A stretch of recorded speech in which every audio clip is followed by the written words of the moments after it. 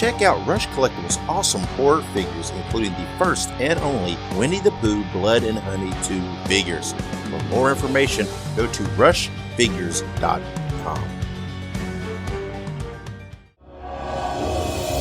Remember, in the course of discussing movies, the host will spoil plots. You've been warned.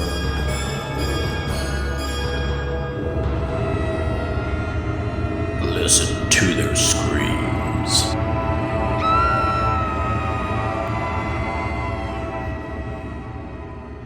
Greetings, ghouls and creeps, and welcome to Listen to Their Screams, a horror podcast that feels like you're chatting with friends. I am one of your friends, Dave. We're joined as always by our other friend, Ike. Ike, how are you? Hey, I'm doing pretty good. I'm drinking a Dr. Pepper strawberries and cream zero. It's pretty delicious. You wild man. It's just crazy. It's actually pretty good. I before I started drinking zero soda, I tried the regular of this. It was way too sweet, but the zero sugar one, it's perfect sweetness. Yeah, I drink all zeros and stuff like that, and I can't drink regular anymore. I taste the regular, and I'm like, whoa, that's just too much. That's fully leaded. Yeah, I get you. So, all right. Well, today, we're fully leaded today, too, because we've got not one, but two reviews today. We are reviewing the movie We Are Zombies and the movie The MouseTrap. But before we get there, we have all kinds of stuff to talk about and discuss. And let's start off with Ike. What did you watch this week? Well. I watched a few things. Most importantly, I've been watching a little bit of Supernatural here and there. Mm-hmm. But I've been busy, so I haven't been able to watch a whole lot. I also have been watching, for fans of YouTube out there, I've been watching some gameplay from Markiplier. He's been playing some Five Nights at Freddy's games, so that's been cool. But also, my wife Kayla, she works at a not a movie theater. She works at a library, and one of her coworkers actually recommended that we check out a horror comedy musical. So I checked out a horror comedy musical called The Guy Who Doesn't Like Musicals. It's by Team Star Kid, and it's basically a musical about a guy who lives in a town. He hates musicals, but a meteor hits the town and everyone starts dancing and singing. So it sort of becomes like a weird virus, and he has to kind of survive it. Really good, actually. It's very creative. And then I watched another horror comedy musical made by the same people called Black Friday, which is about Black Friday. Interesting. That's very much like there was an episode of Buffy like that, where they Right. everybody in Sunnydale had to sing, and it was a very good episode. Well, I told Kayla, I was like, horror comedy musical is a very, very, very, very niche genre, because I mean, horror is a pretty, a subgenre of movies, and then horror comedy is a pretty small subgenre within horror, and then you tack on musical to that. That's really niche. Yeah, that's pretty detailed. Let's see. Did I watch anything? No, I actually don't think I did watch anything within the realm of discussion here. Not that I can remember. No, don't think so. So I'm not bringing anything to the discussion this week. So let's move on. Order up! Here's one house special cheesy slasher. Enjoy.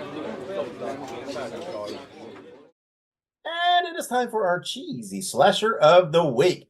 This is where every episode Ike and I present to you just what it says, a cheesy slasher for your viewing pleasure. We advise you to go watch these. They're not what we will call great movies, but they are awfully fun to watch. And this week, we offer to you the movie Nightmare. The movie was released October 23rd, 1981 in 117 New York theaters with an X rating because of the blood and gore. And then the movie was released to home video in 1982. The movie was written and directed by Romano Scavolini. I think Romano's probably Italian, but that's just going out on a limb there. The movie is starring Brad Stafford, Sharon Smith, C.J. Cook, and more. And it is described as a mental patient embarks on a murder spree upon escaping from an institution. And no, this is not that movie set in Halloween in Haddonfield, even though that description kind of fits the bill there a little bit.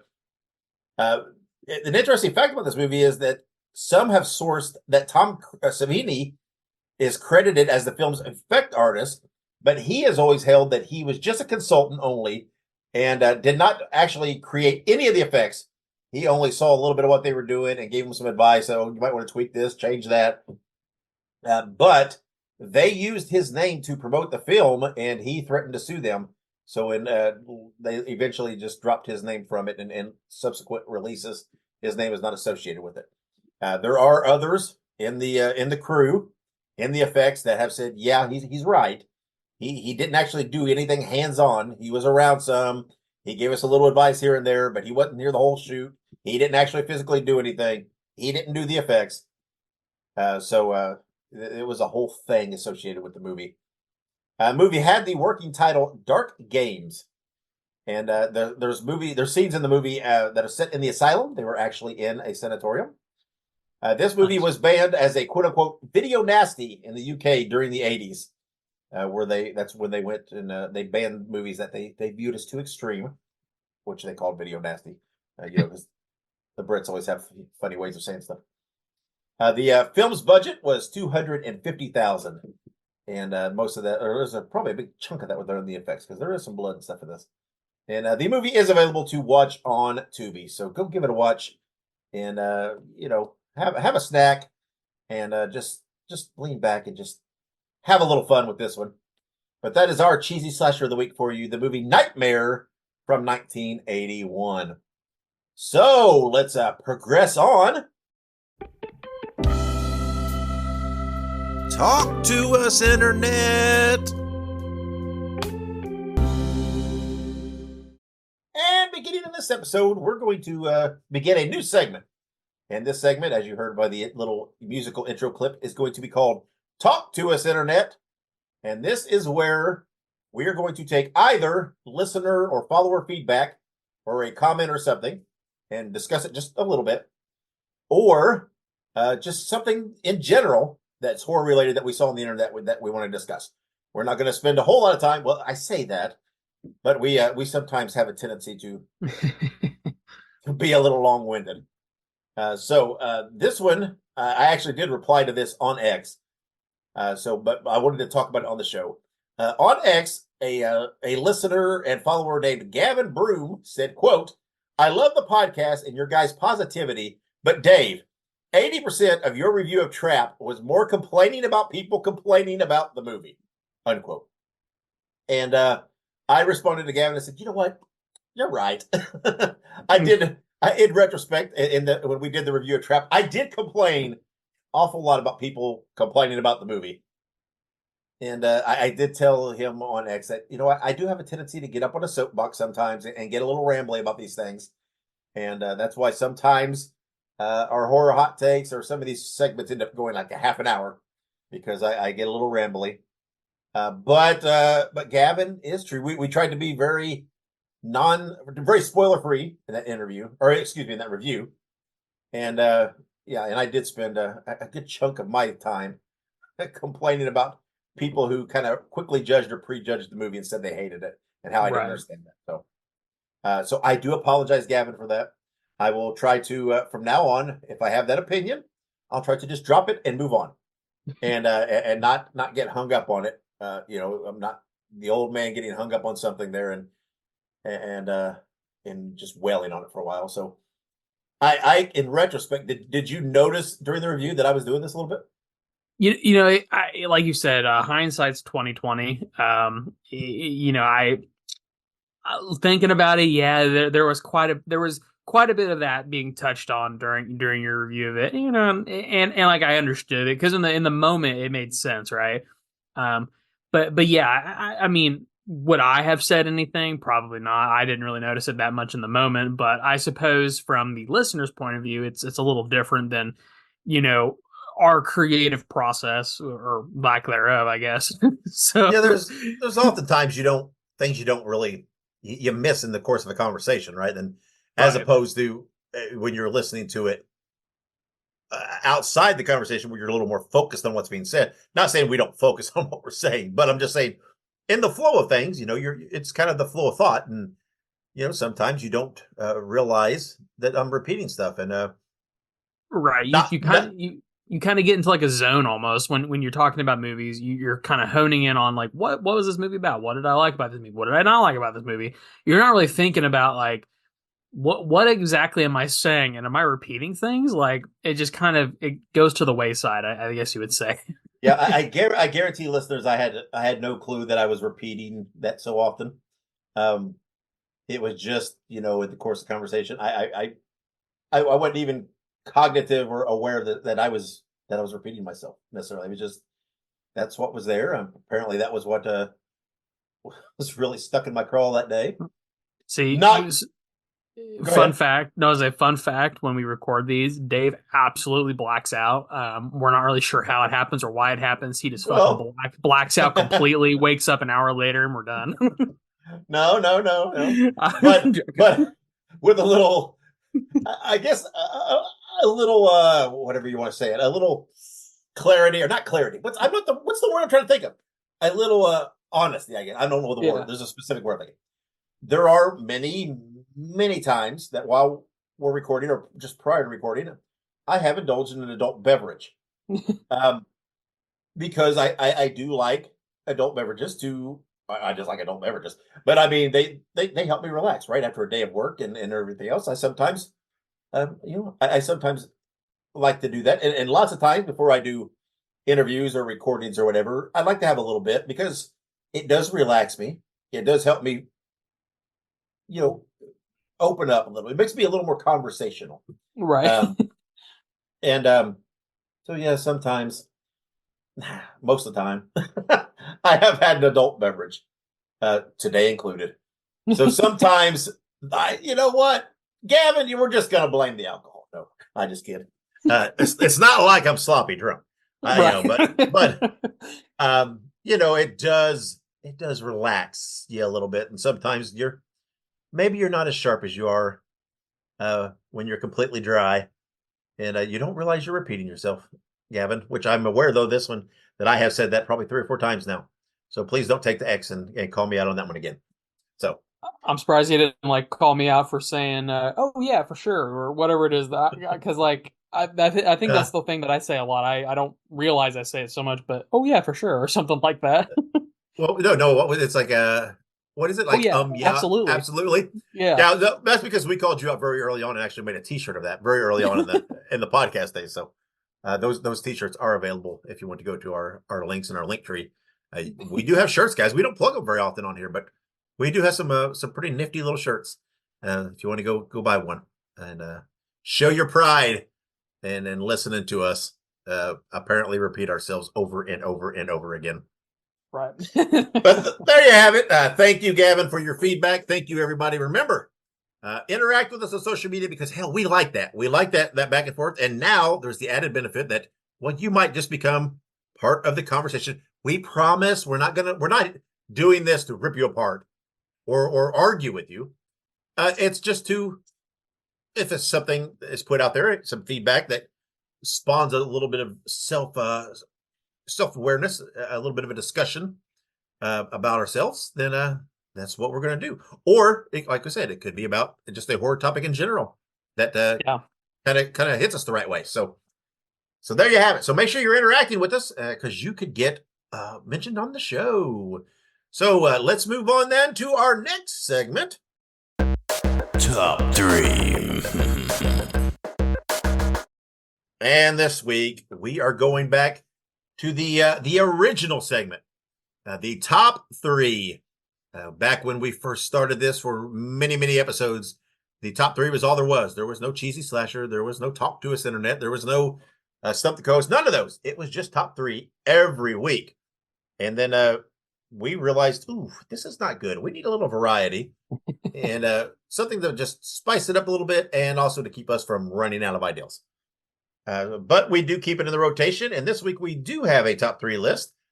And spawning off the fact that we are reviewing the movie The MouseTrap today, we are going to talk about our top 3 favorite public domain horror movies so far. And we do say so far because there's lots of them in the pipelines ready to come out. So I do think probably if we revisited this in the near future, this would greatly change because there's so many getting ready to come out. When I was actually putting this together, you know what? This was a little harder than I anticipated it would be because while there are some out there, I guess a lot of them we've talked about and discussed and been excited for, they're not out yet. So it's like there's not as many already out there as what I anticipated. So I was like, oh, this is a little difficult. So, but I do have three. So are we ready to dive into this, Ike? I think so. All right. Well, I'm going to start with my number three is the movie Mary Had a Little Lamb from 2023. This came out last year, a very low budget, straight to streaming movie. I believe the same, I'm not 100% sure if it's the same company, but at the almost exact same time, there was a movie called Three Little Pigs that came out. And I think they were the same company, but I'm not sure. I'm pretty sure that we had got some screener links. We didn't review these on the show, but I did watch them. Three Little Pigs was but Mary Had a Little Lamb was pretty fun. And the big bad wolf character was based on the big bad wolf was pretty cool, pretty original, and I did enjoy this. So this one slipped in there at number 3 for me. But like I said, with some of these movies that are coming out, poor little Mary Had a Little Lamb will probably very quickly drop off this list. But for now, that is my number 3 favorite public domain horror movies. And I guess we should clarify, right? I don't know if we say public domain horror movies, we say that in reference to horror movies based on public domain properties. Yeah. I do understand there are horror movies that are in the public domain, such as Night of the Living Dead and some of those which are the actual movies themselves are in public domain. There's lots of those out there. And that's not what we're referring to. We're referring to horror movies based on public domain properties, characters, images, things like that. So that's what we mean. So, yeah. All right, Ike, what is your number 3 favorite? So before I say this, to my knowledge, as far as I can recall, because I've not watched the Three Little Pigs or the Mary Had a Little Lamb or any of that, so I've only watched 3. So, all right, easy list. So it's an easy list, but my number 3 is MouseTrap, the one that we are reviewing later today. So I'm not going to talk about it a whole lot, but the other 2 films on this list were, in my opinion, better than MouseTrap, but also they're just general. I like them, So, but it's not that MouseTrap's bad by any means. It's just it was not as good as the other 2. But I'm not going to talk about it too much. are your other 2 a movie and its sequel? They're not. I almost did that, but I was like, I'm just going to choose one of them. Okay, so you technically watched more than 3 then. I watched 4 technically. There you go. Okay. All right. Well, I bet we got the same number 1. All right, my number 2, and this one is tricky because it's not straight up a story based on a public domain story per se. It is this is more of a fair use type thing, right?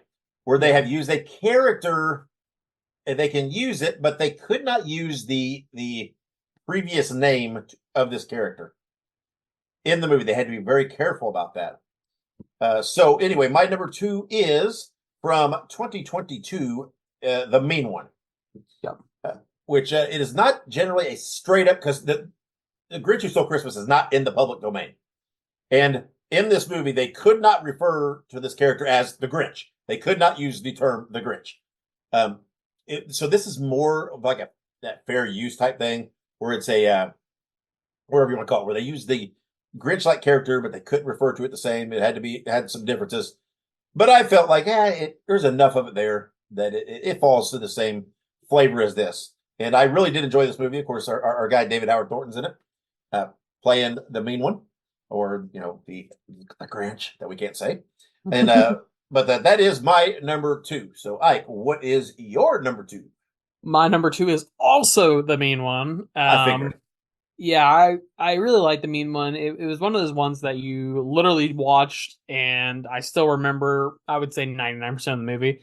And I can't say that for every single movie I watched. And the Mean One left a lasting impression. Like you said, has our boy David Hart Thornton, Art the Clown. And just generally speaking, it was a very good, fun, just slapstick time. I mean, it obviously is not the best movie you've ever seen, but I mean, how could you go wrong with literally the Grinch killing people? Or I'm sorry, the Mean One. Don't want to get in trouble there. But yeah, it's just a good time. I love the movie, and I'll definitely be watching it this Christmas. Yeah, I definitely think this will be in my regular Christmas horror rotation. So I would venture to guess that we have the same number one. The number when this came up, there was no doubt what my number one was. Yeah, This is by far, and it will be difficult for any of the forthcoming ones to knock this off because I so enjoyed this movie. This was just one of my just the most fun movies I've seen so far this year. My number one is Winnie the Pooh, Blood and Honey 2. It is I just love the movie. Public domain notwithstanding. It is one of, I'm not saying it's going to crack my top five by the end of the year. It might, I don't know, but it was definitely one of the movies I watched that I had the most fun watching. I just really enjoyed it. It was just so cool, so clever. It is just, I like it. I just love it. This is to me, of course, the Winnie the Pooh movies really jumped on this whole subgenre very quickly. They were kind of in the forefront, and to me, they are still the ones that are the measuring stick. They're still the one that's establishing all the others have to. Now, granted, lots of the future coming movies are in this, right? Within the Pooniverse, as they're calling it. They have the Bambi movie and the Pinocchio, and I think Cinderella. I mean, there's a ton of them that are all by the same people. So that's why I'm very excited about all those. But they are still, to me, the ones that they've established where the bar is, and they've done a really, really, really good job of it. And I thoroughly enjoyed this movie. yeah, absolutely. And you are 100% correct. This is also my number one. Winnie the Pooh Blood and Honey 1, it was a decent movie, but Winnie the Pooh Blood and Honey 2 just came through and just banged it out of the park. Just absolute, 500-foot home run. Like, it genuinely is, it's so fun. And in my opinion, Winnie the Pooh Blood and Honey 2, it has essentially created this whole craze. I mean, sure, the Mean One I think maybe was released before, maybe not. But I think that this one really, like Winnie the Pooh, it is the pioneer of this sort of new genre. And I think it's going to hold on to the title of best movie, at least until we get the Bambi, The Reckoning, or potentially the Pinocchio or Peter Pan movie that they're going to give us, because both of those sound really good too. But yeah, it's wild because I remember going to watch in the theater, and there was not that many people in the theater when we went. Yeah. But it was one of those weird situations where it was like I think AMC calls them Fathom events or whatever. Yeah. And it was just like, it was so weird because I was like, it's crazy to me that even though there's not that many people in this theater, I think there's like 30 of us. Um, I was like, there's 30 of us that are here to literally watch Winnie the Pooh kill people. Like, it's sort of weird to think about. Yeah. And to be fair, we do know there were other movies previously that have done this, right? There was a Hansel and Gretel movie with Jeremy Renner. There's been a Yeah. Snow White one, or maybe a couple Snow White ones even. I even believe there was a Cinderella one at one point. I know there's others that existed and have existed, and I'm not knocking any of those. But it just feels like right now this has really been established as a kind of a thing. And the success of the Winnie the Pooh movies have helped establish that, where it's like, we're not getting just one and then that's it. Because the movie did well and it had, this nice little following. It's what, other people are doing them, and they're doing more. And now it's this thing to use these characters. And it's kind of started a craze, so to speak. So, we're aware that others have done this previously. Right. But it was, again, they were kind of not really establishing this as I'm not saying they didn't do well or not decent movies, but they didn't really establish a trend. So that's kind of why, we're getting kind of caught up in it now. And I don't know, there's just, like I said, there's a really just this layer of fun to the Winnie the Pooh ones. They're, I don't know. They're just fun watches. They're There. just a really really fun movie to sit and watch and really escape in. And so, all right, there you have it. That's our top three for this episode. So let's take a quick break. And when we come back, we'll have all of our news, birthdays, movie anniversaries, and all of that stuff. So stick around. Make sure you subscribe to listen to their screams on your favorite podcast platform. Also, make sure you look us up on social media. We're on Facebook, Twitter, Instagram, Letterboxd, TikTok, and Slasher. All you have to do is look up Listen to Screams. That is Listen, the number 2 in Screams, and you can find us there. Also, make sure you go and buy yourself a Listen to Their Screams t-shirt. You can find all of our shirts at tinyurl.com/Screams Shirts.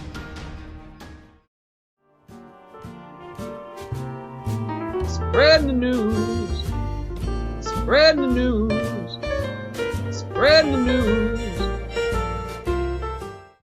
And we're back with the news. All right, so Late Night with the Devil will be releasing on physical media on September 10th. Check our archives for our official review of this movie.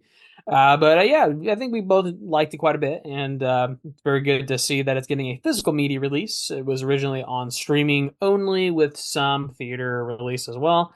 Yeah, absolutely stoked to see this get physical media release. Might be one of those ones that I go out and purchase. Yeah, perhaps. Again, this was a fun movie. This is one of those movies that will be in a contender for my top 5 of the year so far. It's I really enjoyed it. I thought it was very clever, very well done, and well, yeah, it was just really really fun.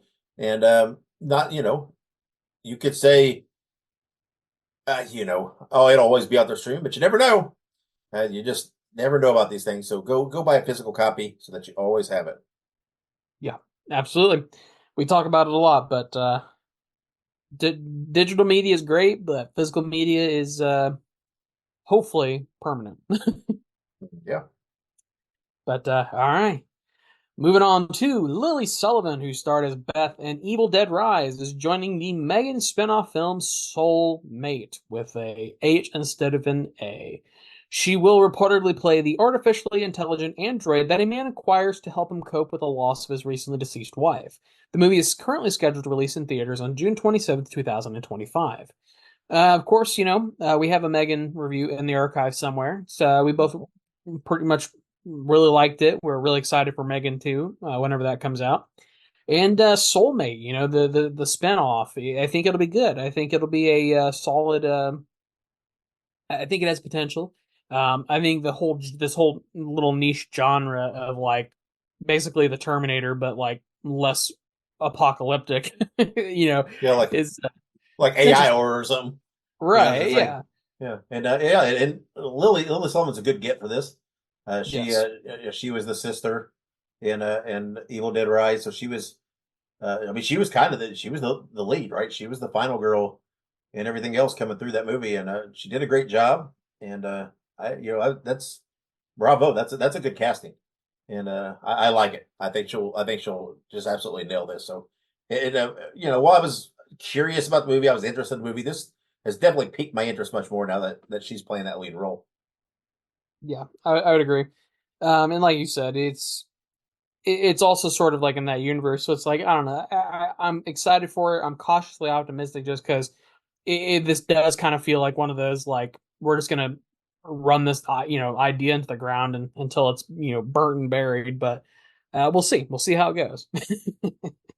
Yeah, I mean that description's not that different from Megan, really. No. I mean, so I'm like, no, obviously, I guess with a man and a wife that being adults, I don't know. But I'm curious to see with this and with the Megan sequel. I mean, what are they going to do to be different, to set it apart from the original? But I'll give it a shot. I'll give it a chance, and hopefully, whenever comes time to review them, we're not saying, yeah, they just kind of rehashed the same story. Right. So we'll see what happens. So yeah, pretty much.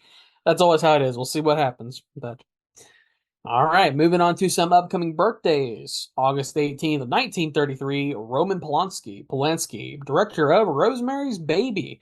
I feel like we recently talked about Roman Polanski for some reason or the other. Oh, maybe. I don't recall, but yeah, I mean, obviously, Roman Polanski is fantastic. He's made many things in life, but Oh yeah, it is. He's got Rosemary's some. Baby's pretty great. Yeah, I mean, he's got lots of, I mean, great, huge, big time movies.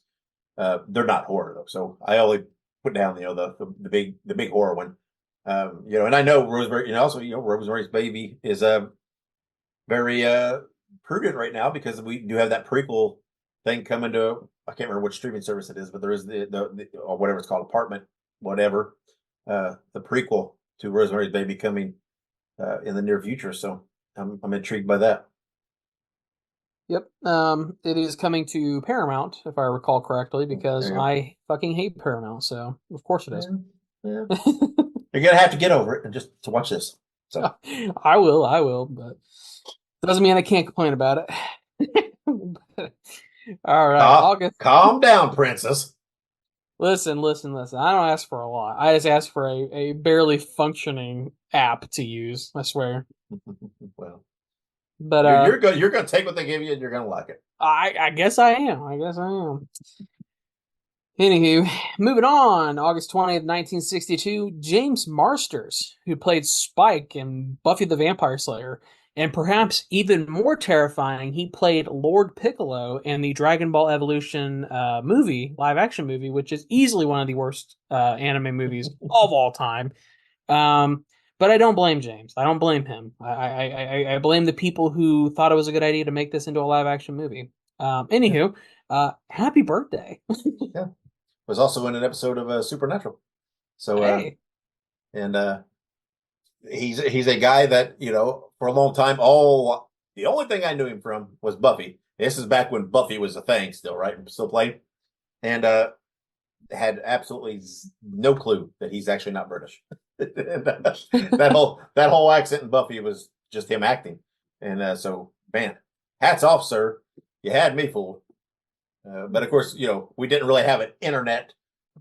It wasn't as easy just to jump online and check out the factoids on the people. So that's that's what it was. He sucked me in. Good times. Yeah, I say I have not watched Buffy all the way through. I do know who he plays. I do know who Spike is, but yeah, I did. Yeah, I guess thinking about it, he has a pretty decent accent. You would think that was either natural or somewhat natural, but I thought so. I mean, I don't know. It had me fooled. James, you had us fooled, buddy. All right. Well, born on the same day, just about 72 years prior, H.P. Lovecraft, of course, known for being an author, known for being a little problematic. But hey, it was the 1890s. It was a different time. But hey, I mean, he wrote I don't know what the books are called per se, because I've never personally read them, which I know is a travesty. But I know he's responsible for like a lot of the Cthulhu mythos and lore. Yeah, most of his stuff is stories. There's stories, and and then collected into books. But yeah, he wrote Call of the Cthulhu and some of those things. He wrote the obviously one of the ones that's always intrigued me the most. He wrote Herbert West the Reanimator, which the movie Reanimator was based on, and the future movie sequels. But yeah, he wrote a ton of stuff. But yeah, most of it, like I said, back in those days, most of it was just he didn't write.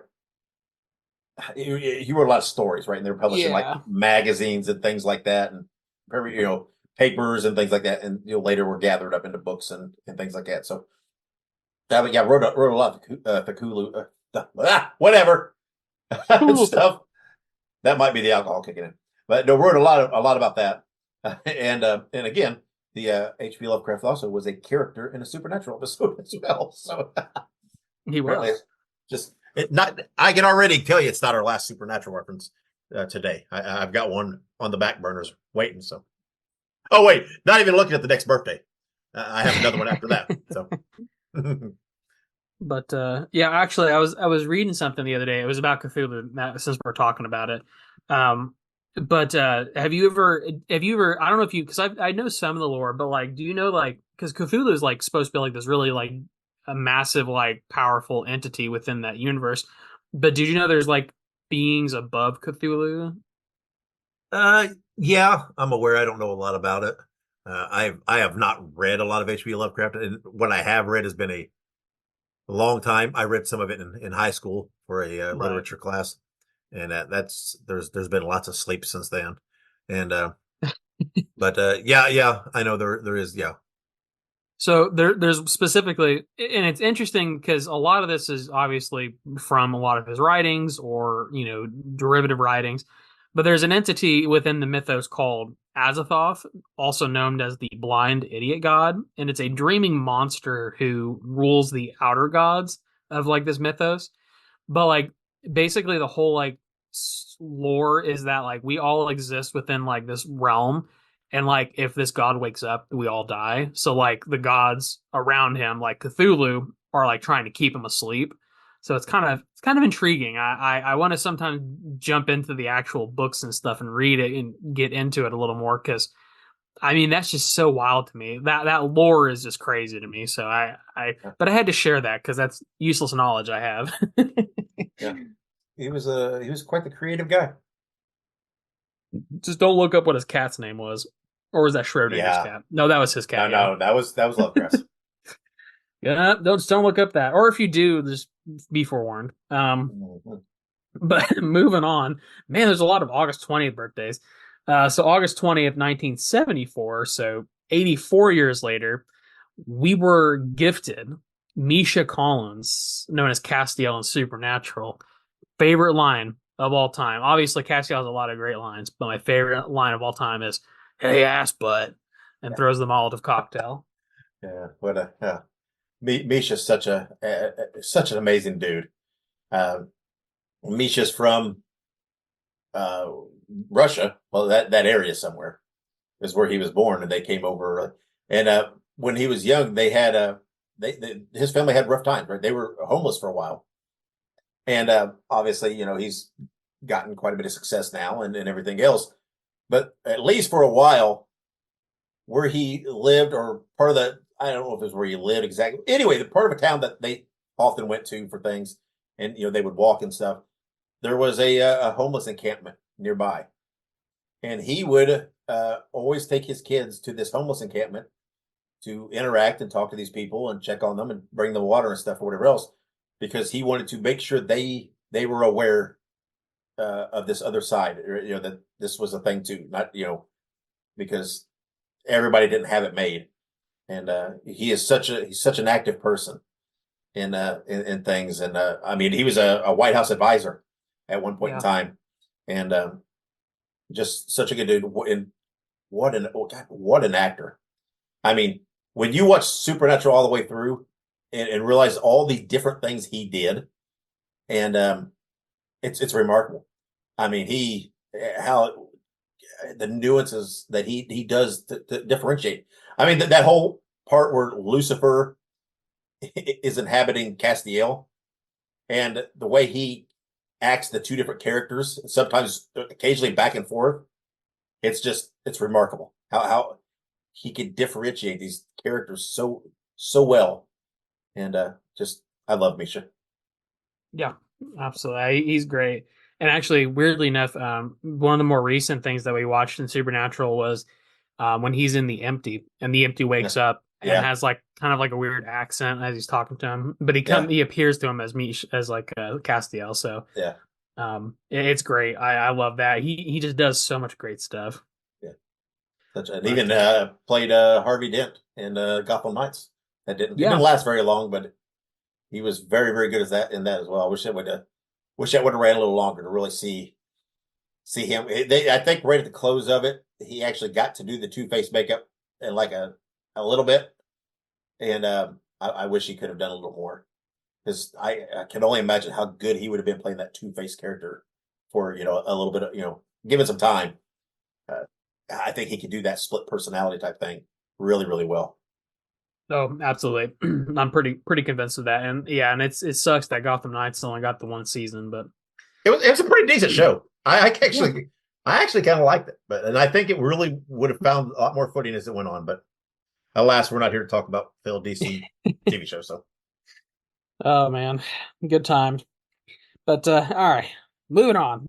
August 21st, 1989, Hayden Panettiere, known for her role as Kirby Reed in Scream 4 and Scream 6. Hayden Panettiere was also a child actor, known for a lot of stuff like I think on Disney. Hmm. I want to say, but obviously Kirby Reed's a fantastic character. One of the more redeeming qualities of Scream 4, and again another redeeming quality of Scream 6. And I really hope that she's in the next one. I think that keeping her in that sort of group of survivors will pan out well. I think. Yeah, I think she will be. I think she'll be one of the links uh, between that'll help. However, they're going to do the transition from Right. 6 to 7 with a lot of the change. I think she'll be one, and but I am calling it now though. I think she'll be in it, and I think Kirby Reed dies in Scream 7. That's my gut feeling. Yep, I could see that. I could see that. So, but you guys heard it here first. And when Scream 7 eventually makes it out of developmental hell, we'll find out. Oh, But it's rolling. They're getting ready to film. They're on it. really, Yeah. They're shit, it's good. it's I'm glad. it's going. I think they're past it. I think they're down the home stretch, and we'll see what happens with it. I'm pretty excited. No offense to the last two, or and any of those, because I love all that. I love that cast too. But Yeah, bringing back Nev Campbell, having Sydney in it, and it just feels right. and And hopefully, more importantly, bringing back Stu Macher I'm still calling it. He's going to be either the killer or one of the killers. has to I be. I I may have a gut that there might be two killers because with him kind of overseeing it, kind of like him and Billy in the first one. And I think he'll be in it. I just think they've got to. I If they I think I think it'll either be two killers or like a cult of killers being led by Stu Macher. Yeah. Um, I think that the two killers from the last movie that were killed in like the very beginning, like the pseudo killers, right? They were like Yeah. the ones that were like that killed. Oh gosh, they killed whoever it was that was in the beginning of the movie. But I think that they could very easily like tie in that those two were like part of a cult and kind of tie it in that way or something like that. But we'll see. We'll see. He could do a lot, but we definitely need to stay back. We And do. I know I think both these recent movies, or at least one, I don't know. I think we actually reviewed two of them. Did we do I, five I and think six? I think so. I think they Or both came out at an yeah, appropriate time. I think. yeah, and I think both of them might call that. Oh, Stu will be back. Stu will be back. And I can already tell you that when we get ready to preview or talk about Scream 7, I'm going to once again predict that Stu will be back because it just needs to happen, and I'm holding out hope. Same. But only time will tell, folks. Only time will tell. But moving on here. August 15th, 1986. The Fly. I have still yet to watch The Fly. It's on my list, and yeah, I gotta watch it sometime. It's got Yeah. Who was it we uh, interviewed? Was it Anthony Cousins that was trying to guilt you into watching it as well? I think so. I think so. From Pretty sure from he Frog was a from big fan of it. Frogman? Yeah. Yeah, Yeah. So there you go. I mean, that's two people on your back. You really need to. It's got Jeff Goldblum in it. Come on. I do And like Jeff Goldblum. such a good movie. Such a good. You got to watch it. And the anniversary is coming up. What a time! What a perfect time. Very good. I'll have to watch it though. I mean, here's the thing: is I have to find time for it because I feel like little fun fact: we have so many screeners for movies right now, and That's like true. I'm trying to like get through them all. But yeah, I know I do need to watch it actually, and I think I mentioned this before, but I do have a list of movies, like a kind of like a to watch list. Mhm. Um, where is it at? I'll have to Mhm. find it because there's some on here that like okay, so like Monster Squad, The Fly, Silver Bullet, Videodrome, and Stepfather, the original. Those are the ones that are on my list thus far. Yeah, those are obviously all from me. I can. Correct. I love all those movies. And yeah, I mean, you make time for the important stuff. So you just That's gotta. right. Buckle And the down. the fly's important. So True. But I would hold off Monster Squad till a little closer to Halloween. It's a Yeah. fun Halloween watch to me. And yeah, the others you squeeze in when you can, but yeah, The Fly needs to be at the top of that list. Actually, it is literally at the top of the list. There you go. It's the first one. There you go. But all right, moving on. August 15th, 2003. So, just a mere 17 years later, we got the classic Friday versus Jason. It's definitely on the same level as The Fly, 100%. No, I'm just kidding. Kind of loose with that term, the classic era. I'm just kidding. I mean, it was released over 20 years ago, so I don't know. That might define it in the classic category, classic horror. I kid, but no. In reality, it's not a great movie, but it's not a bad movie. It's fun. I don't think it makes it classic. It might make it an antique, but True. yeah, it is what it is. Not one of my favorites. I think it was. I don't know. It was a little disappointing. I think for what you wanted out of it, and I still hold Right. true that it was at least a good 10 years too late from when they should have done it.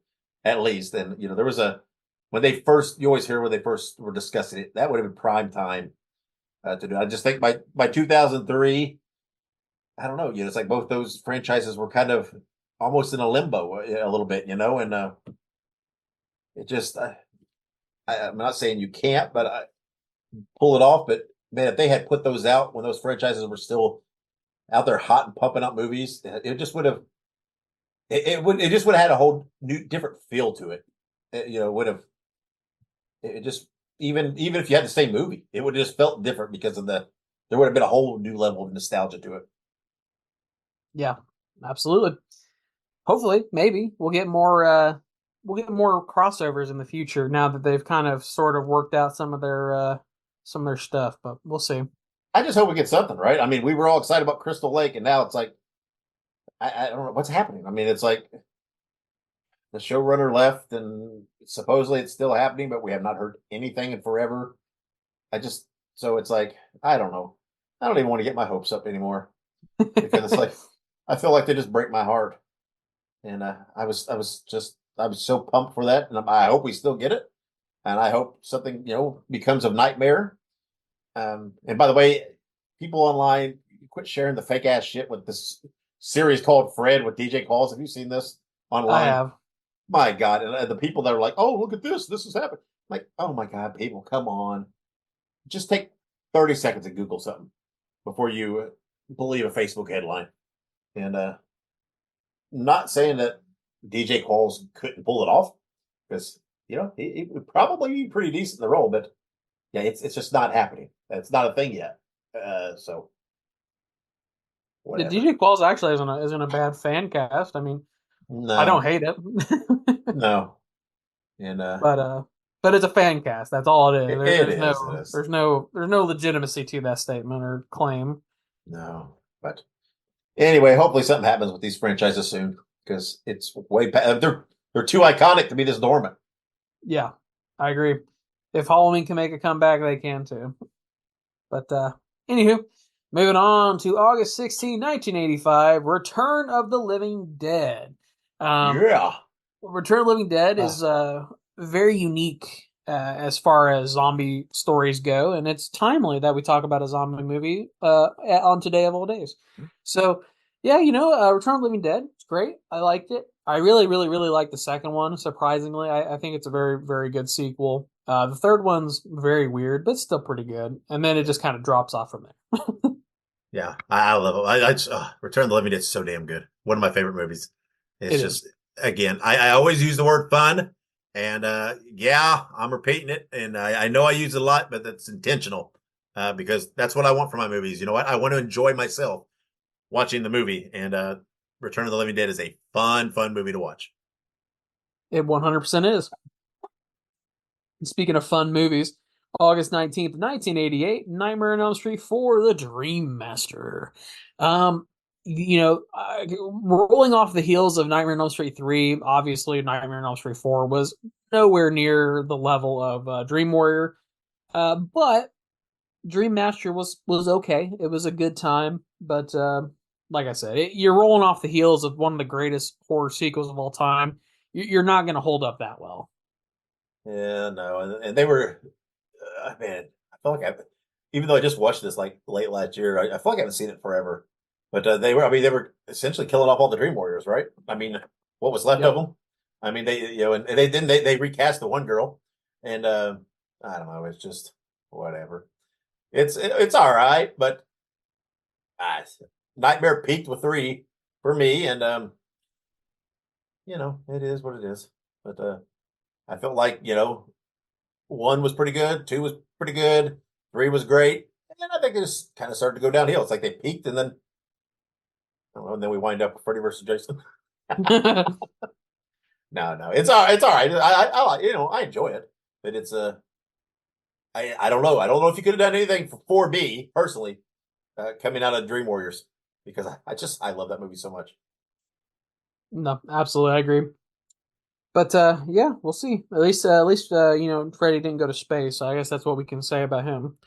But he could, right? He could. He goes in dreams, so it's not that far fetched.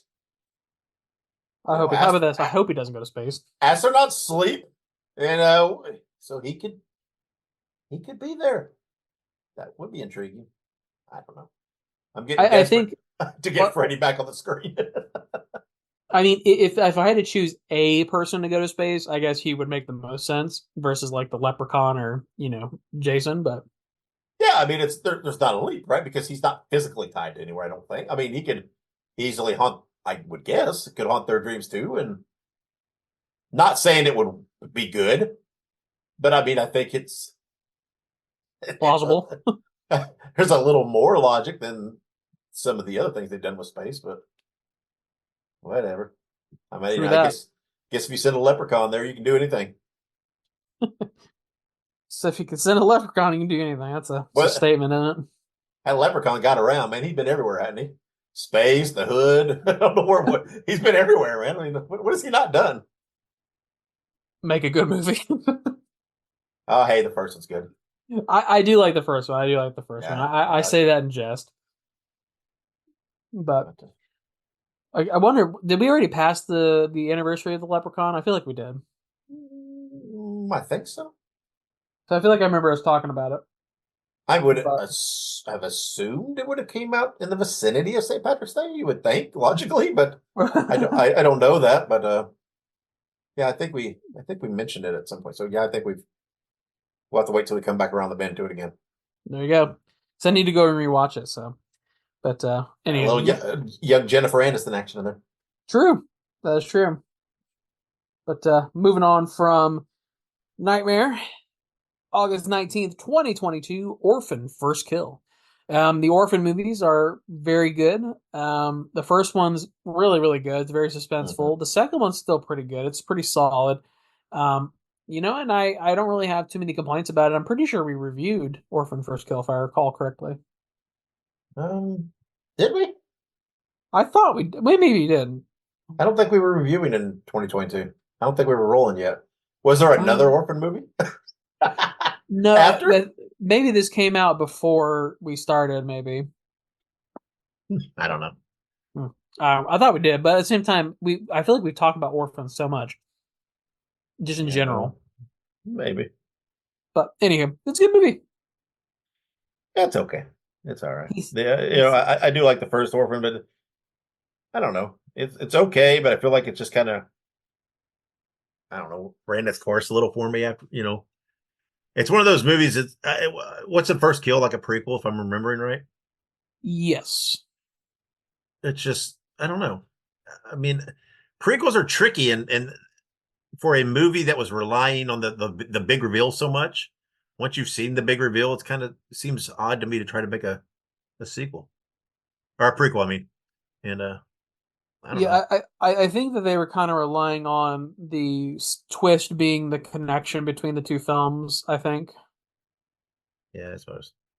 But yeah, I don't know. It's okay. Not going to ruin the plot for anybody, but yeah, go check it out. And, it's no Fly, but it's definitely not a Freddy versus Jason either. I feel like that's my radometer today. That's like your scale here. Yeah. Good stuff. Based on our anniversaries today. But well, this next one could be on that other end of the scale. August 20th, 2010, Piranha.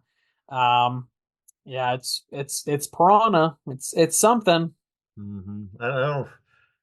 Yeah, I don't know. I think Piranha's probably leaning a little more Freddy versus Jason in that half for me. For sure. But I don't know. It is what it is. This is in this 3D that it's like one of those blatantly 3Ds. So Or this is there one two was versions? not. Yeah, No. there's another one. There's Piranha Okay. 3D, which was a sequel, I think. Okay, so there's another Piranha. Okay, I gotcha.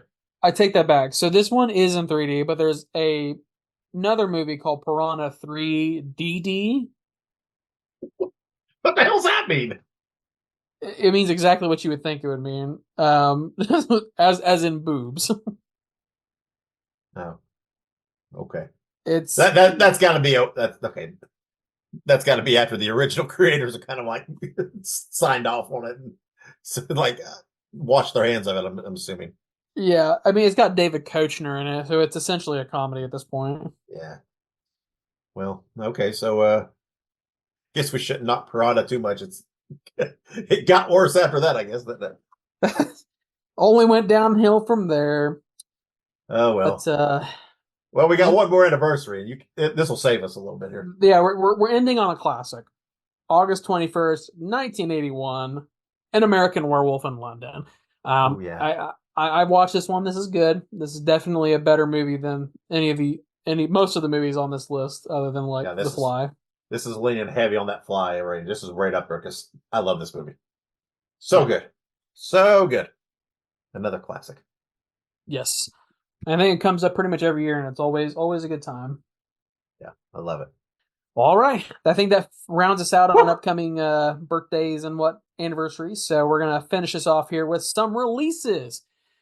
Alien Romulus, the 7th installment in the Alien franchise, will be releasing in theaters on August 16th. It is a standalone movie that is set between the events of 1979's Alien and 1986's Aliens. It is described as while scavenging in the deep ends of a derelict space station, a group of young space colonizers come face to face with the most terrifying life form in the universe. And we will be reviewing this movie on our next episode, releasing August 22nd. So it's no mystery. Dave and I are huge fans of the Alien franchise, and Alien Romulus it looks very good. It looks very suspenseful. It looks very scary, and I did like Prometheus and Alien Covenant, but they were certainly not the same vibe as the original Alien movies. But I think that this is in the right direction. Yeah, I hope so. And I like them all. I like all the Alien movies to varying degrees, but there's obviously clear favorites. And Right. I'm hoping with this one being set between the first two that it has that feel, that look, and which fits Alien, right? It just makes you think of it. So I'm excited. I'm super excited to watch this this weekend. Good stuff. And another good little thing for you guys here. The Deliverance will have a limited theater release on August 16th, and then will come to Netflix on August 30th. It is described as a family in a home in Indiana. Woohoo, losers. Discovers strange and demonic occurrences that convince them that the house is a portal to hell. That's not that house. That's just Indiana in general. I was going to say, I've been there long enough. I'm pretty sure. I can. Got to be careful. Might upset the Indianians. Oh well, you know what, for however many years, 40 years or however 40 plus years, I was one of them. So right. I'm not uneducated on the topic. I can very much say that. True. So yeah, so I think I was there for what, like 25 years, I think. You were there for longer, so it's just that, dude, with the weather's nuts, up and down, all over the place. Never know what you're gonna have. It's just berserko. Berserko. And it's like tornadoes don't even make you flinch because they're just around all the time, and it's just. I mean, if that's not a portal to hell, I don't know what is. Good times. No, we love you, Indiana. We love you. I'm glad I'm not there anymore, but I love you. Right. I don't wish I was there, but good job, guys. Yeah, but this movie, The Deliverance, I'm shooting a blank. Do you have it pulled up? There's somebody, seems like there's somebody big in it.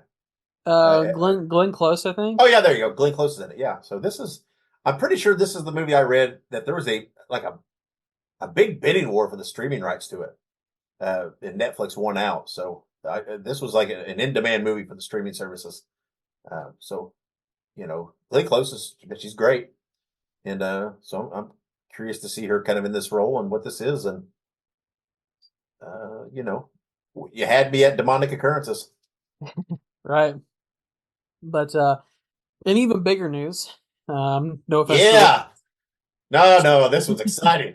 This is Stream will release in theaters on August 21st, and it is described as the Keenan family's simple weekend getaway. Truly turns into a vacation to die for as four deranged killers play a sadistic game of lockdown, sadistic game. They lock down their hotel and compete for the most creative murders of all the guests. We will be reviewing this movie in 2 episodes, releasing August 29th. We also have a bonus episode planning to release Sunday, August 25th. No. The 18th. Oh, the 18th, that's right. And it is an interview with none other than Jason Levy from Fuzz on the Lens Production, who is the company behind Stream and the Terrifier movies. But Jason also plays Player One in the film. That's right. He does. And this interview's already in the can. As this as this episode drops, the interview will just be a few days away. The movie itself will be less than a week away, and so it's exciting. There's lots happening, but just like right now, I am my brain is in total Stream mode after that interview and everything else, and the online buzz and all the posts. I'm so excited for this movie, and I just don't want to really dive. I don't want to talk much about it because we got the interview. The interview's coming out in a few days after this, and we really talk a lot with Jason about the movie, and talk a lot about it. So let's just table it, and save any future Stream discussions till that interview, and then afterwards. That's right. Can't get all the good stuff out right now. But thank you, Jason, for doing the interview with us, and yes. you guys are gonna love it. Yeah, it was very good, very good, very entertaining.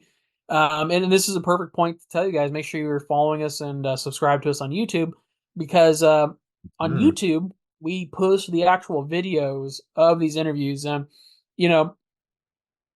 Dave and I are there, of course, but you get to see the guests. You get to see them talk and interact with us and everything else. And it's a good time. It's one of my favorite things that we post on there. So make sure you check us out. But Jason's excitement and enthusiasm was so contagious. So It's something you definitely want to see him, because he was very very vibrant, very active, just very energetic, because he was so excited talking about all these projects and what they do, and it was just so contagious. So you want to watch it. I mean, you just listening to it's great. It's still fun. You're still going to love it, but watching it gives you a whole nother dimension to just see his enthusiasm. Yeah, absolutely, 100%. But yes, thank you again, Jason, and check out that interview on Sunday, and check out our review of the movie in a couple weeks. So we're going to take a quick break, and when we come back, we will have our reviews of We Are Zombies and The MouseTrap. Stick around. This is Wrestling Nostalgia, the podcast that dives into wrestling history. Hey, wrestling fans, I'm Dave Dynasty, and if you enjoy podcasts that are knowledgeable and history-driven, then Wrestling Nostalgia is for you. With great guests and fun interviews, there are over 200 episodes in our archives. We chat with several first-time guests and often cover topics not discussed on other podcasts. Look up Wrestling Nostalgia on your favorite podcast platform and visit all of our links at linktr.ee/wrestlepod. That is linktr.ee/RASSLEPOD. And remember, wherever you go, whatever you do, be good, be safe, and keep on growing. All right, and here we are still on Listen to the Screams. I feel like we've talked forever, and we've just now started the reviews, and we've got 2 of them. But we will promise, folks, we will keep these a little bit abbreviated, since we are splitting the time for 2. And I do promise that I won't just bitch and complain about people's receptions of the movie. And first off, let's start with We Are Zombies. This movie was released August 13th on Screambox. It is based on a graphic novel called The Zombies That Ate the World by Jerry Frisson. The movie is directed by Francois Simard, Anouk Whistle, and Johan Carl Whistle. I'm sorry if I butchered those names. Starring Alexandra Nachi, Derek Johns, Megan Pita Hill, and many others.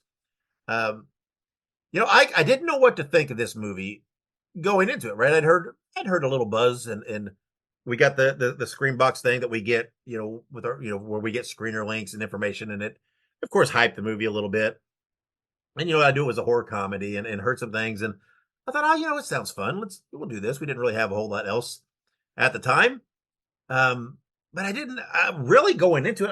I didn't anticipate a lot. I really just thought, this will be, I don't know. I wasn't feeling confident about reviewing this movie. I just, for whatever reason, I don't know what it was. That's part of the reason that I think we threw in the MouseTrap, because we thought, we had that opportunity as well, because it, bam, all of a sudden hit video on demand, and we wanted to review it as well. But we thought, so we'll beef it up with the second one. In retrospect, I loved We Are Zombies. I thought it was freaking great. And number one, I just love the portrayal of the zombies, the living impaired. I love they still had a little bit of personality, a little bit of awareness. I love the whole concept of the movie, how they set it up. Again, I'm not going to give a lot of spoilers because everybody needs to go to Screambox and watch this. But I love the premise of the movie. I thought the three main leads in the movie, who are the kind of the quote unquote con man team of the movie that we heard about in the description, they were fantastic, and their chemistry together is wonderful. They did so well together. I was super excited to see that main girl, because she is in an episode of Supernatural. She's in the one with the cursed children's party costumes. Okay. With Donna. Remember that? Yeah. And remember the guy at the beginning with the bunny head on, and then they go to his girlfriend, and she's like, Okay. "Oh, you thought that's her." And she was he had the tattoo that said Kylie forever. She was Kylie. Anyway, so I was super excited to see her in it, because I thought she really stepped up, showed up, and she's got a lot more, because she just had that little bit part, one scene in Supernatural. But I like seeing these people that I've seen get these opportunities and just really really do well. And I thought she was great. I thought this movie was funny. It was a hilarious movie, and what I like about it is, though, lots of times with horror comedies, the comedy part is so forced. It's just like they're trying to crack these weird one-liners, and they don't often work. And with this one, though, I felt like the comedy was very natural, right? I thought there was just the chemistry of these three people that are hung out all the time and know each other so well, and they're just screwing with each other and giving each other a hard time and everything else. It was just kind of that natural comedy that comes with that. And there might have been a little bit here and there that was just maybe a touch hokey, but overall, I mean, when you're talking about a world where zombies are just out there as part of the society, you expect a little bit of it. But right. I enjoyed this movie a lot more than I thought. I really just, for whatever reason, had this notion in mind that this was going to be kind of a blow off. I don't know what it was or why per se.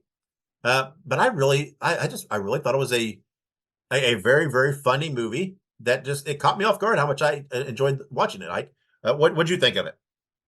No, absolutely. I mean, it is exactly what you said.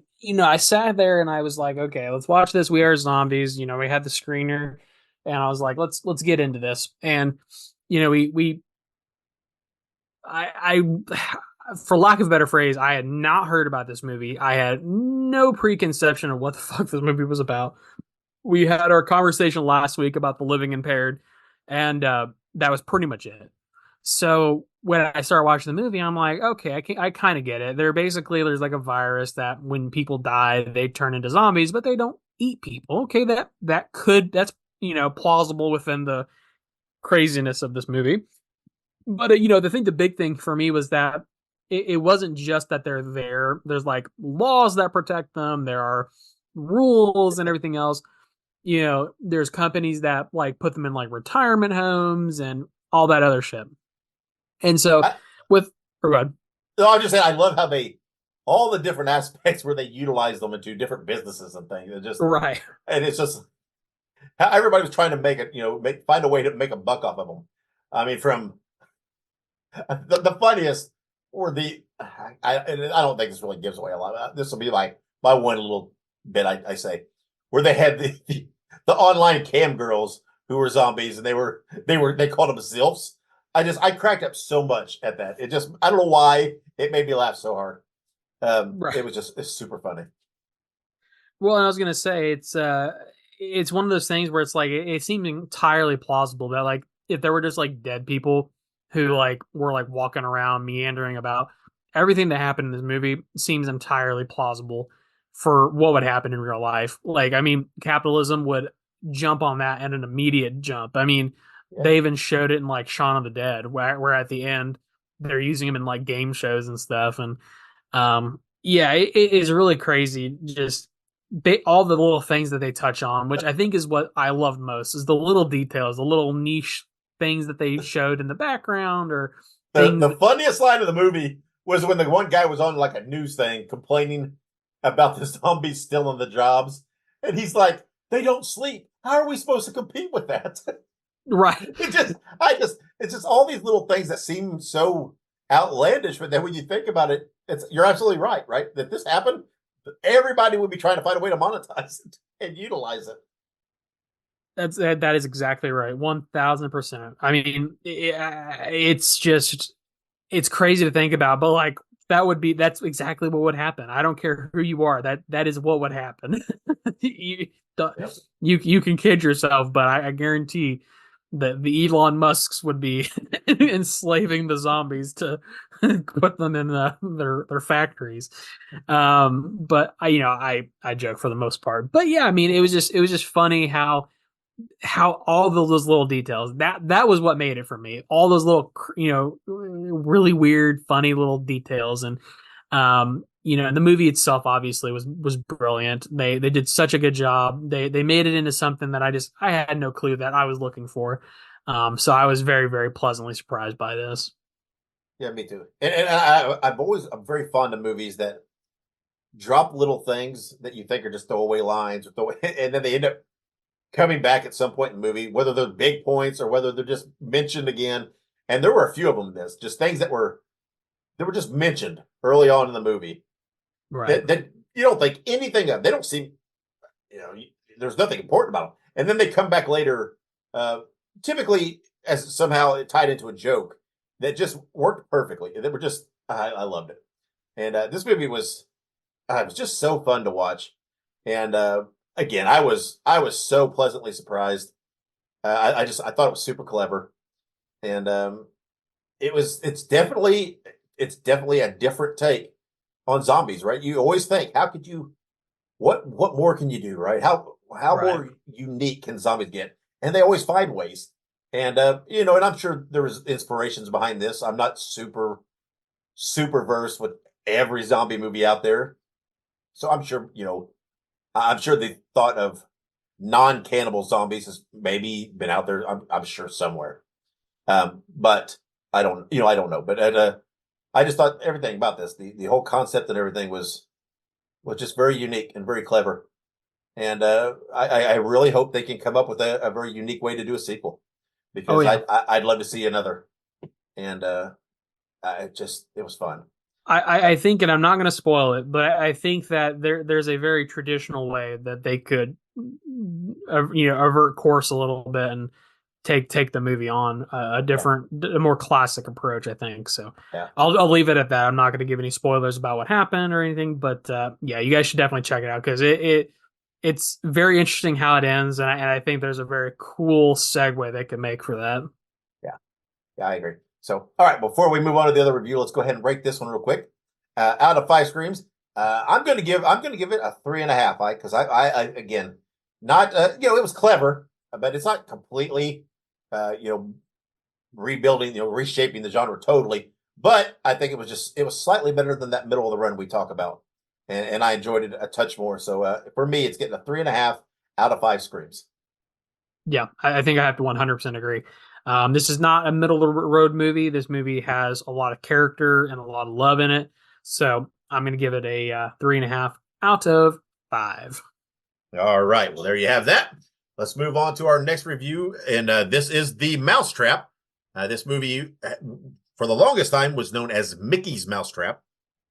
And I believe a lot of the theaters and production companies kind of had a little discussion and thought, well, we want to drop the Mickey part to avoid any attempts of Disney, coming for us. So it just now is referred to as The Mousetrap. The movie was released August 6th to video on demand. It, of course, is based on the 1928 public domain Mickey Mouse short Steamboat Willie. The movie was written by Simon Phillips, directed by Jamie Bailey. The movie was starring Simon Phillips, Sophie McIntosh, and Calum Swike, I think so you say his name, and several others. There was kind of a ensemble cast there, playing this group of friends. And again, we've talked about how we like these public domain, as we call them, public domain horror movies. This one was fun. I very much enjoyed it. I like the concept of it. I think there's more they can do in the future with some others, coming out of this. I did think the ending was a little, I don't know, kind of peculiar. I don't know. It just didn't feel like a natural stop for me for some reason. I guess I was a little surprised where it ended for some reason. It felt like it was lacking a little something, and I can't quite put my finger on exactly what, and I don't want to spoil it. So it might have just been me. But again, this movie was fun. I don't think I enjoyed it as much as We Are Zombies. Right. I know there's lots of these Steamboat Willie movies coming out. I believe this is the one that we had heard of that was like supposedly pretty much done when the movie or when the short hit public domain. So I'm not sure what the delay was. I do know, speaking of, we talked about talking to Jason Levy, that Fuzz on the Lens has got the one coming out called the Scream Boat. That's a take on this with, we talked a lot about David Howard Thornton, but he's playing the Killer Mickey role in that, the Killer Mouse role. That's the one that I'm kind of most looking forward to. And that's the one that I think will kind of set the bar as far as these Steamboat Willie horror movies for me. But The Mousetrap was okay. Again, it was, I don't know. It was definitely had, a little bit lower budget. It was a fun enough concept, but I thought some of like I said earlier, with the some of the humor being a little forced, I thought there was a little more of that in this. It was just a little more forced humor that there wasn't as much genuine laughing for me. It was okay. But the movie wasn't horrible, but I definitely did not enjoy it as much as We Are Zombies. And I'm not so sure this would be a movie that I'll revisit if I'm going back to look for one of these public domain horror movies. And I know Ike was number 3 on your list, kind of by default. But what'd you think of it? I hate to say it, and so I'm not going to say I didn't like it. I'm just going to say that there are a lot of things that I didn't like about the movie. It was a movie. There were okay kills in the movie, but nothing to write home about. I don't know. I feel like the entire premise of the movie, and this is not much of a spoiler, but sort of the premise is that there's like a haunted mask, basically. I don't remember if we said that already, but that's not really a spoiler. They kind of showed in the trailer. Yeah. But and I don't know. It's kind of an overused trope, as is the whole concept of like a haunted object. But not only that, I just felt like the movie just didn't have what I was expecting from this sort of this venture that I was expecting them to go on.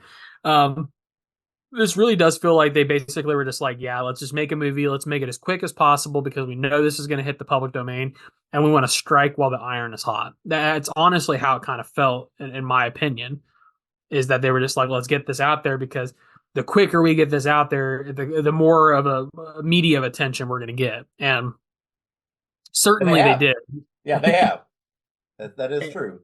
And I mean, that's not necessarily a bad thing, but I do feel like the movie was rushed, in my opinion. I feel like the product that we got was just, cobbled together from what they had.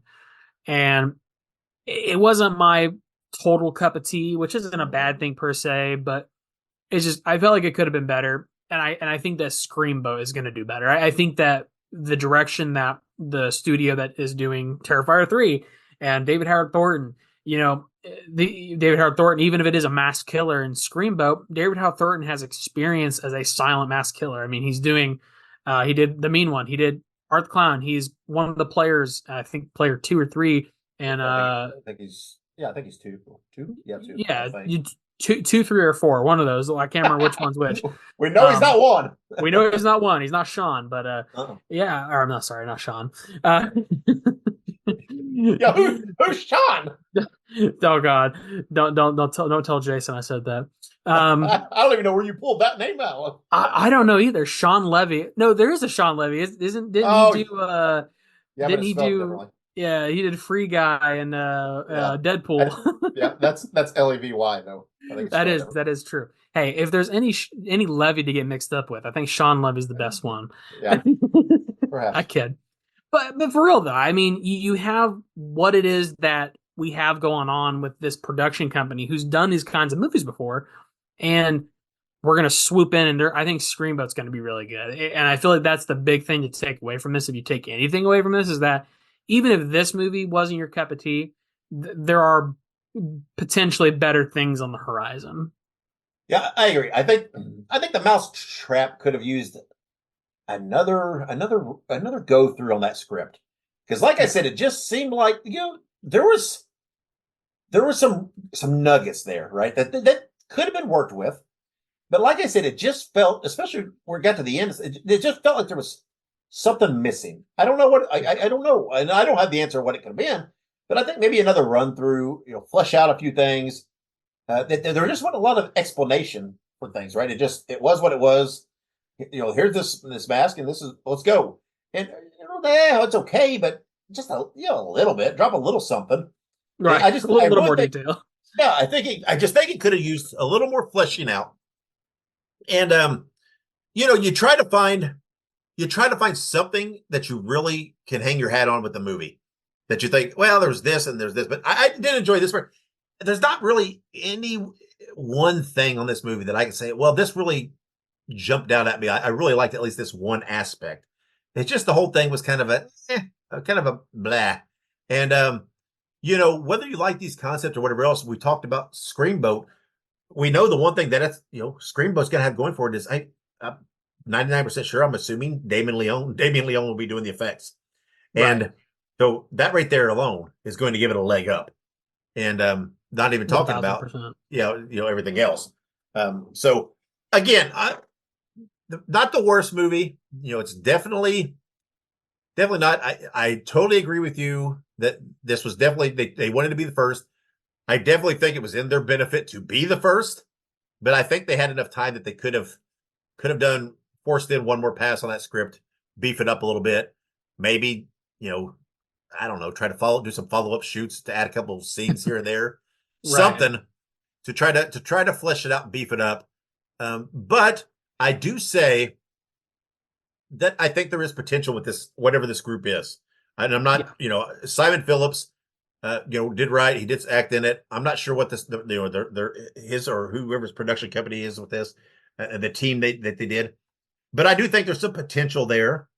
And I would really like to see them do something, an original idea. And let's see what they can do there.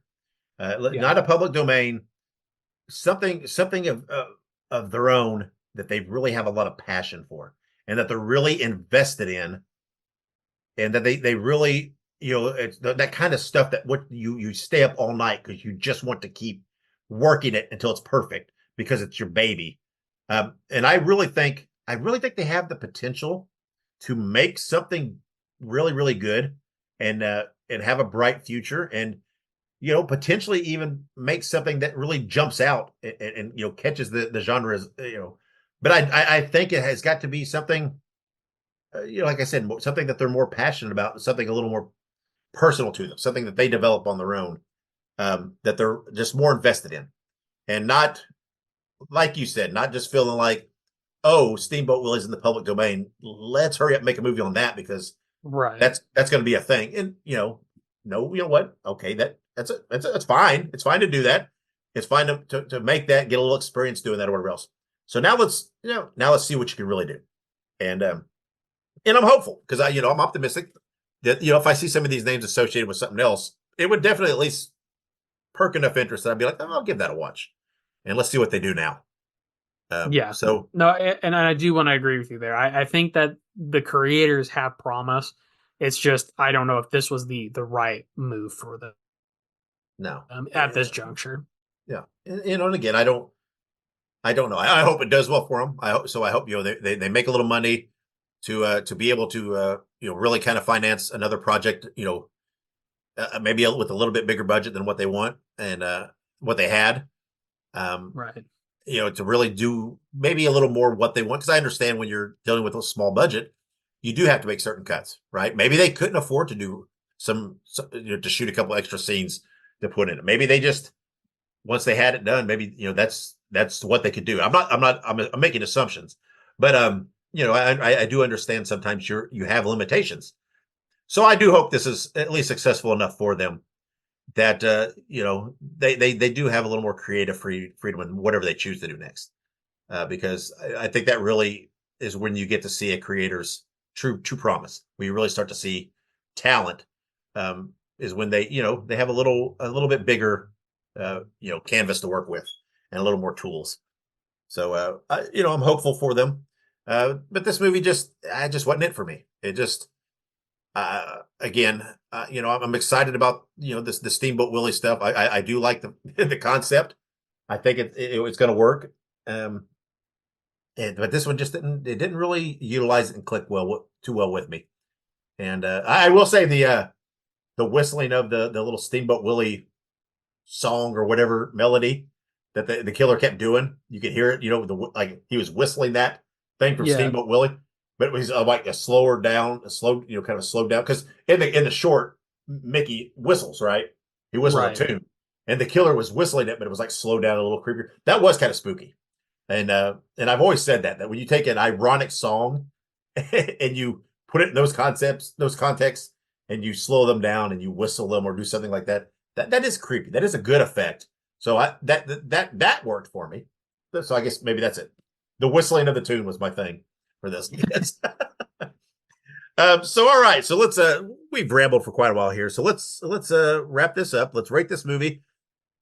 I hate to do it, but I'm gonna have to be honest with you. There's a lot more misses than hits with this movie and me, and I'm unfortunately I think I'm gonna have to give it a 2 screams out of 5. I just don't think there's enough there to get it any closer to that middle of the run enjoyability for me. Like I said, there were some nuggets there, some potential, but I just feel like there was a lot of swings and misses that dropped it down for me. So I'm giving it a 2 out of 5 screams. Ike, what are you giving it? Yeah, I'm gonna go a little bit higher. A little bit higher. 2.5 out of 5. It wasn't a complete dud. There were some redeeming qualities. There was some promise, but no, this was by no means. I would not call this a middle of the ground movie. I feel like there's a varying degree of good and bad and whatnot.